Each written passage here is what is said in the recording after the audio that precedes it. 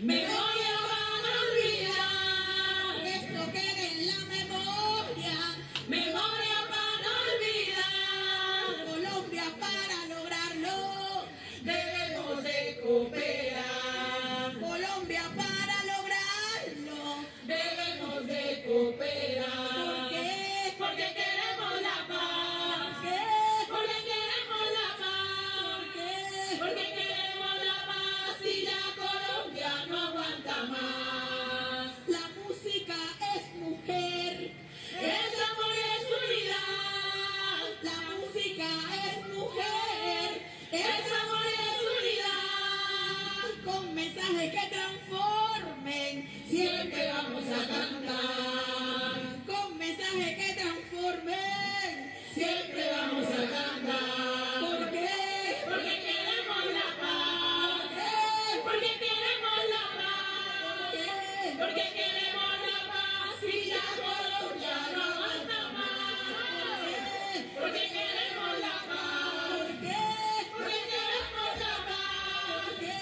Porque queremos la paz y ya Colombia no aguanta más. Colombia, tierra bonita, ya Colombia no aguanta más. Colombia, tierra preciosa, y ya Colombia no aguanta más. Colombia, eres mujer y ya Colombia no aguanta más. Te vamos a proteger y ya Colombia no aguanta más. Te vamos a proteger y ya Colombia no aguanta más. Porque Colombia no aguanta más. Porque Colombia no aguanta más. Porque Colombia no aguanta más. No aguanta más. Ya no aguanta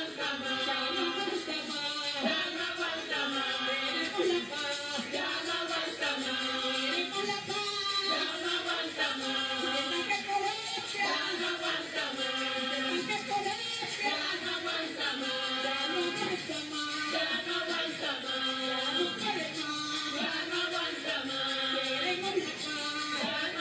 Ya no quiere más. Ya no aguanta más. Queremos la paz. Ya no aguanta más. Ya no aguanta más. Ya no aguanta más. Ya no aguanta más. Ya no aguanta más. Ya no puede más. Ya no aguanta más. Porque Colombia ya no aguanta más. Porque Colombia ya no aguanta más. No aguanta. Ya no aguanta más. Ya no aguanta.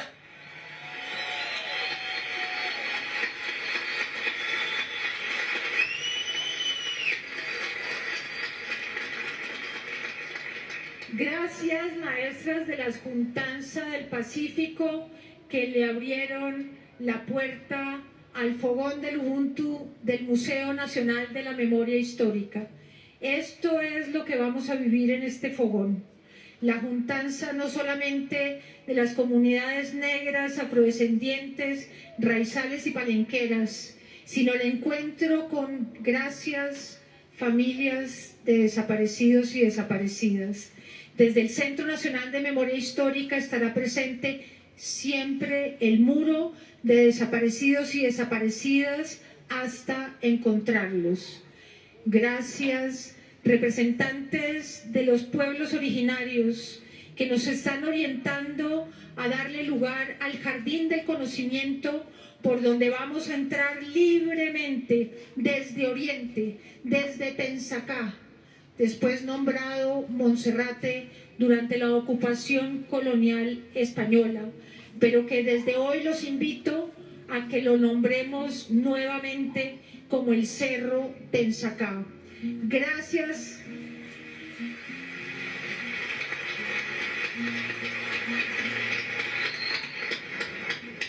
Gracias, Antonio. Sinceras gracias. Me parece un gesto absolutamente increíble que hayas aceptado hacer parte del Museo de la Memoria de Colombia, donde bien sabes y les contamos que estará presente el Café de la Paz, para que a través del café, el cacao, la guapanela, conversemos. Conversaciones difíciles seguramente, pero vamos a conversar porque Antonio y varios integrantes, su gran mayoría de excombatientes de las extintas FARC-EP están cumpliendo. Muchas gracias.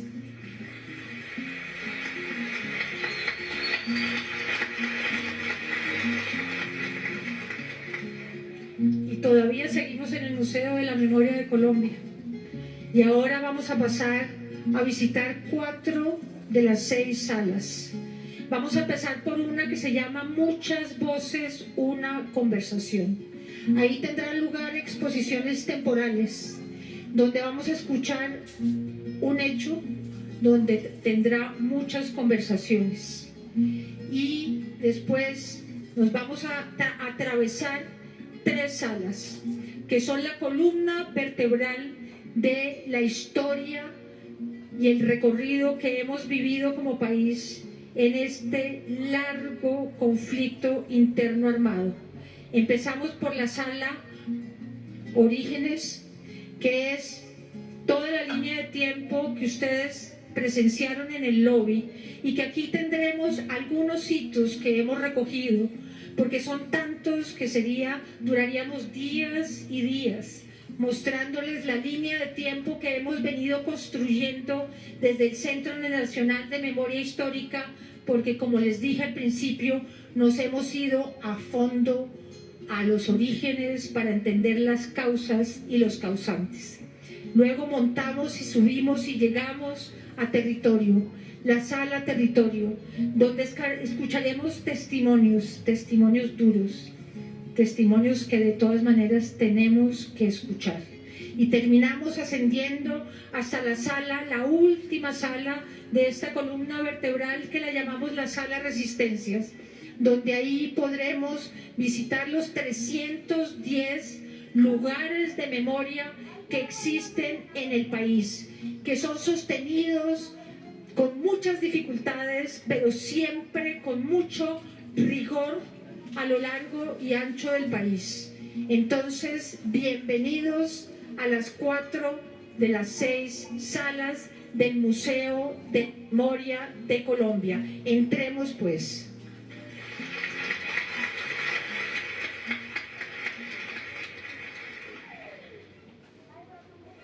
6:29 de la tarde y regresamos en este momento a Quibdó, capital del departamento de Chocó, porque allí también se cumplen actividades de conmemoración del Día Nacional de la Memoria y solidaridad con las víctimas del conflicto en nuestro país. A esta hora el Gobierno Nacional presenta el balance del programa Jóvenes en Paz.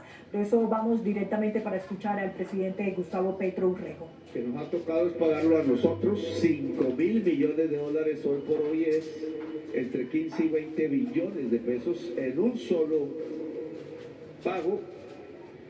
La idea de crear un subsidio a la gasolina con el recurso público que elevó los pagos a 70 billones, etcétera. El usuario de la gasolina, aunque hay usuario de moto, per cápita subsidia más al que más tiene que al que menos tiene. Es decir, se construyó un mundo al revés, en donde el dinero público terminó transfiriéndose a sectores muy ricos de la sociedad colombiana, y los paganines fueron los sectores más pobres de la sociedad colombiana, entre ellos la juventud popular, y de la juventud popular la mujer, y de la mujer de la juventud popular la excluida étnicamente, e incluso en los territorios históricamente excluidos de Colombia, y uno de esos es el Chocó. Hay que decirlo con sinceridad, el Chocó ha sido olvidado, no porque no sea bonito, no porque no tenga posibilidades y capacidades, riquezas, ni más ni menos, que es el departamento que está a nombre de Colombia, al lado del océano Atlántico, Mar Caribe, pega ahí y pega en el océano Pacífico. Es decir, de lo que fue Panamá, con ese enorme potencial del canal, etcétera, hoy para Colombia lo es Chocó. Eso calculado en dinero, nos gastaríamos un grupo de estudio y un gran tiempo para calcular el potencial de riqueza del Chocó, pero que es solo potencial. ¿Por qué en un departamento con tanto potencial como ser casi una región donde podríamos hacer lo mismo que se hizo en Panamá, cruzar los dos océanos, unirlos con un puente, unirlos con un ferrocarril, unirlos con un canal, como tantas veces se ha hablado, unirlos hoy con fibra óptica? Imagínense ustedes, solo eso lo dejo hoy por hoy como una idea, porque mi Ministerio de Transporte no me acompañó en mi idea, ministra. El que se pueda construir un ferrocarril corto de 120 kilómetros entre Bahía Cupica y Río Sucio, llegando a un puerto en el Urabá chocuano, en el Golfo de Urabá, 120 kilómetros apenas, no solamente nos daría ingresos para el Chocó, compitiendo con el Canal de Panamá en comercio, sino que uniendo esos dos puntos por una fibra óptica, pongan ustedes eso en un mapa, de Bahía Cupica, un puerto con fibra óptica, podríamos mirar a China sin alzarnos, sin subir una sola montaña, podríamos llegar a Japón, a Corea, a Vietnam, al norte a Rusia. Y si miráramos desde Río Sucio, ahí cerca ya en la playa, en el Golfo de Urabá, hacia adelante por el mar, podríamos llegar a Europa, podríamos llegar a todo el Caribe, podríamos llegar al África. Si miráramos y torciéramos hacia el norte, hacia la costa este de los Estados Unidos, y por el otro lado la costa oeste, y lo mismo América del Sur.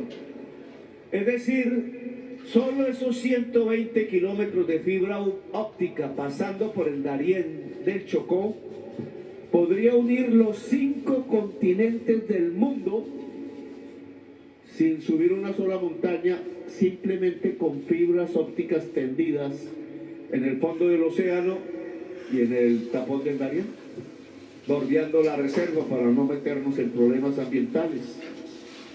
Eso haría que el puerto de Bahía Cupica y el puerto de el Urabá chocuano se volverían los centros de las comunicaciones del mundo, y solo se necesita 120 kilómetros de fibra óptica, pero montada en un ferrocarril.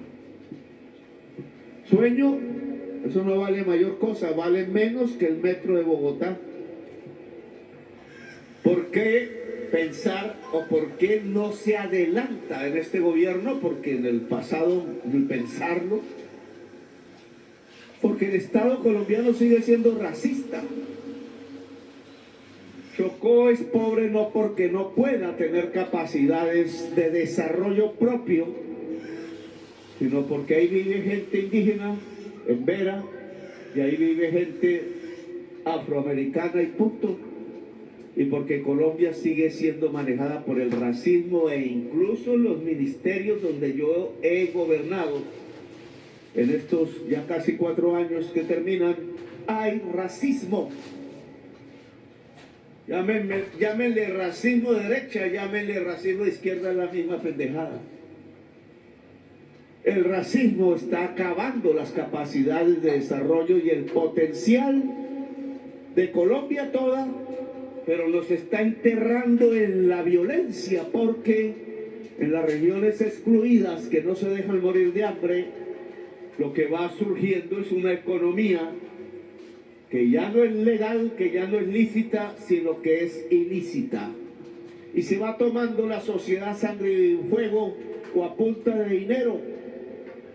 Y entonces, en ese contexto es que tenemos que examinar, en mi opinión, qué está pasando con la política hacia las juventudes populares en el Chocó y con la política educativa. Y pues no puedo hablar mucho, pero empiezo. Aquí hay unos números que ustedes presentan, Ministerio de la Igualdad. Sabemos que el Ministerio de Igualdad ha tenido problemas, 2 clases de problemas fundamentalmente. El inicial, porque había mucha ignorancia en cómo comenzar un ministerio. Nosotros queríamos hacer un nuevo ministerio. Realmente cometieron muchos errores, dejaron la plata guardada mucho tiempo. Hubo una disputa tonta y estúpida de grupos de poder sin realizar el programa. Que disputen después es diferente a que disputen e impidan hacer los programas. Pero después, último año, la Corte Constitucional le puso una fecha final al Ministerio de la Igualdad. Para mí me parece, dirán que soy muy crítico de ella, pero realmente soy crítico de su mayoría, porque es una mayoría de eduque y no tiene la concepción de la Constitución del 91 en la cabeza. Hizo un desastre en el año 2020 y destruyó el cuerpo central de la idea de la paz y de la idea del Estado Social de Derecho desde 1991. Señor Uribe hizo daños, y dejó miles de jóvenes muertos, 6.000 hasta, para que seamos respetuosos, hasta 6.402 jóvenes asesinados por balas oficiales simplemente para tener votos en las elecciones y para que le aplaudieran popularmente una política de seguridad construida sobre la muerte de los jóvenes. Ojalá el país no repita esa historia, pero está ahí, está latente en una parte de la sociedad la creencia de que la seguridad es matar al vecino, matar al diferente, matar al excluido. Y mientras en Colombia existan almas que creen que su seguridad y su estabilidad y su beneficio económico dependan de matar a la juventud colombiana pobre y excluida, Colombia no encontrará la paz, porque así no se construye la paz. Colombia encontrará cada vez más sifones y cada vez más grandes sifones de violencia. Lo que ha hecho este gobierno es proponerle a la sociedad colombiana que no caigamos en el sifón, sino que seamos más bien un huracán que cada vez se amplía más y más en los terrenos del saber, en los terrenos de la paz, en los terrenos de ser vanguardia actual en este siglo de toda la humanidad, centro o corazón del planeta, como dicen los indígenas de la Sierra Nevada.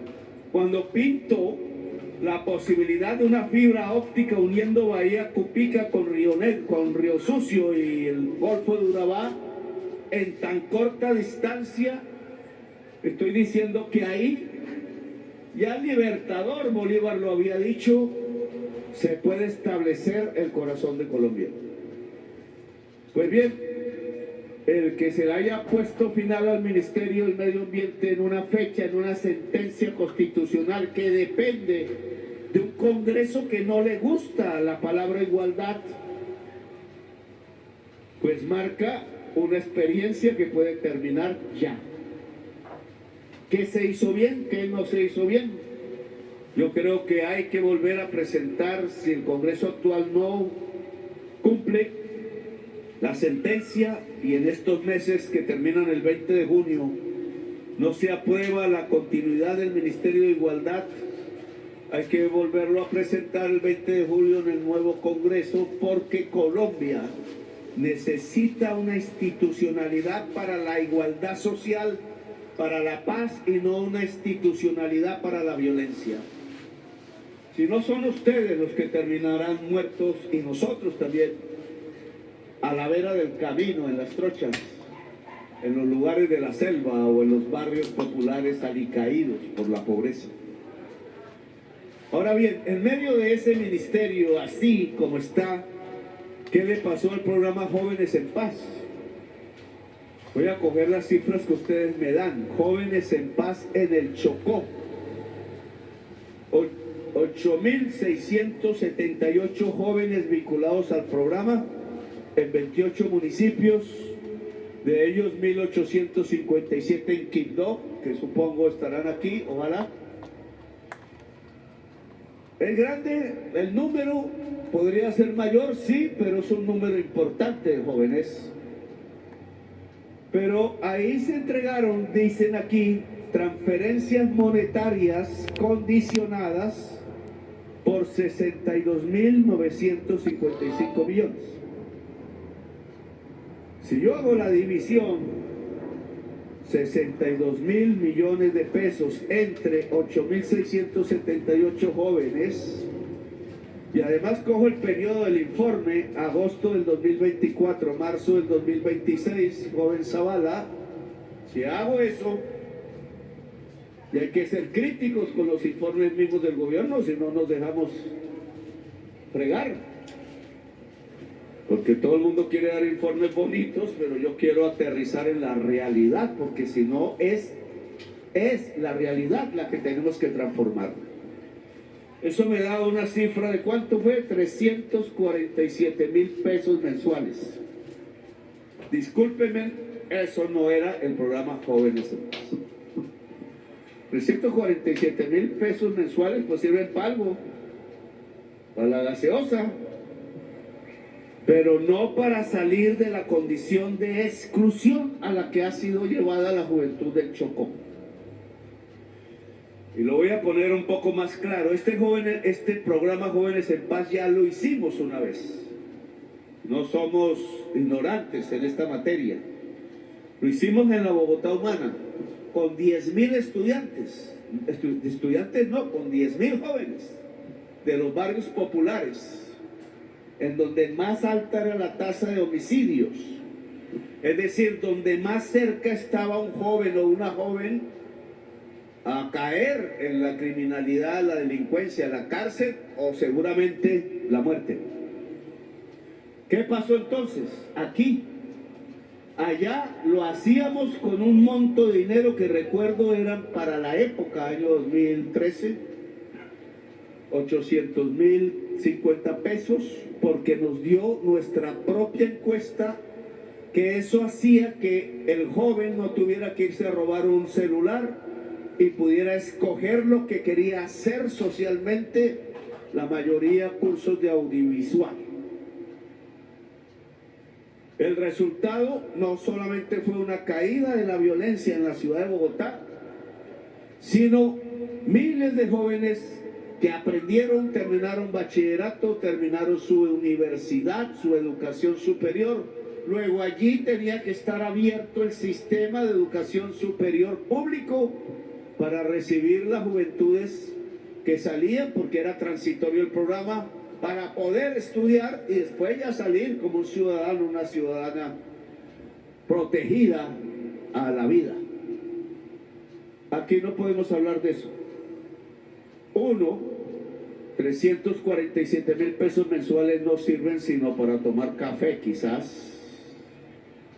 Y dos, la Universidad Tecnológica de Chocó está cerrada. Y me tiene que explicar el Ministerio de Educación por qué durante 2 años ha estado cerrada. Porque estamos en un círculo como morderse la cola del escorpión. Nos estamos envenenando porque si el joven tiene una oferta de 2 o 3 millones de pesos de los grupos armados narcotraficantes, no voy a mencionar nombres, cualquiera de ellos, si esa es su opción más cercana y encima la universidad está cerrada, la opción es la violencia. Así de simple. Pero si el programa Jóvenes de Paz permite vivir bien sin caer en el peligro de la pérdida de la vida, y al mismo tiempo se puede estudiar educación superior, la juventud del Chocó nos puede ayudar a ser el gran puente de la fibra óptica entre Bahía Cupica y el Golfo de Urabá, o rescatar la gran riqueza de la biodiversidad de la selva, o el gran turismo que se puede desarrollar en la costa pacífica, o las carreteras que aún están por hacerse y que no se han podido cumplir en el departamento del Chocó. Luego aquí hay que rehacer el programa. Yo sé que hay grupos armados y violentos que se han tomado la universidad, muchos de sus sectores, y ordeñan la universidad en su presupuesto. Pero la universidad no se puede cerrar. La universidad tiene que estar abierta permanentemente, o si no es el saber en el departamento del Chocó el que se pierde. Si la universidad está cerrada, quien pierde es la juventud chocuana, nadie más, y por tanto la sociedad chocuana.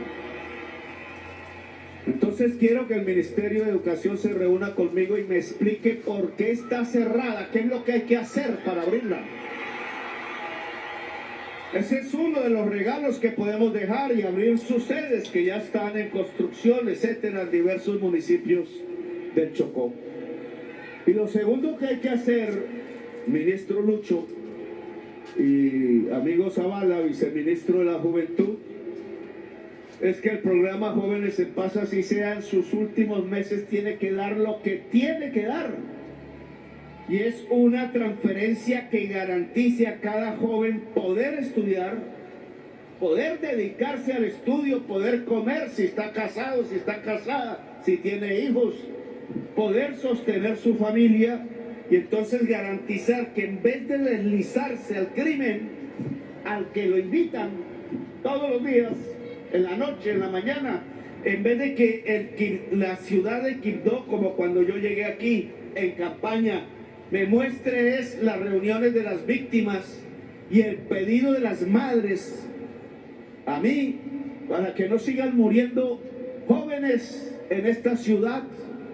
Algo hemos logrado, pero inestable. Entonces el programa Jóvenes en Paz y el programa de educación superior, coordinados, no por separado, tiene que garantizar que el Chocó se acerque a la paz realmente, que los grupos que aquí quieren hacer de este territorio una zona de cocaína, exportación y crimen, no encuentren material para poderse desarrollar en la muerte y que podamos desarrollar la juventud chocuana con profundidad y extendidamente en el saber, en el conocimiento y en el amor y la cultura, porque no solo de matemáticas vive el hombre ni la mujer, sino de la sensibilidad, del amor, y en medio de la violencia es difícil que se desarrolle el amor. Así que dejo estas palabras para que se rehaga el programa, ya, ministro, y para que se haga una reunión viceministro que tenga como objetivo no solamente la pacificación de la universidad, su democratización, que la voz estudiantil pese, y no solamente las castas políticas, y peor si están arrodilladas al narcotráfico, pero que se garantice abrir en las mejores condiciones económicas y académicas la Universidad Tecnológica del Chocó y empoderarla. Gracias por haberme escuchado, muy amables.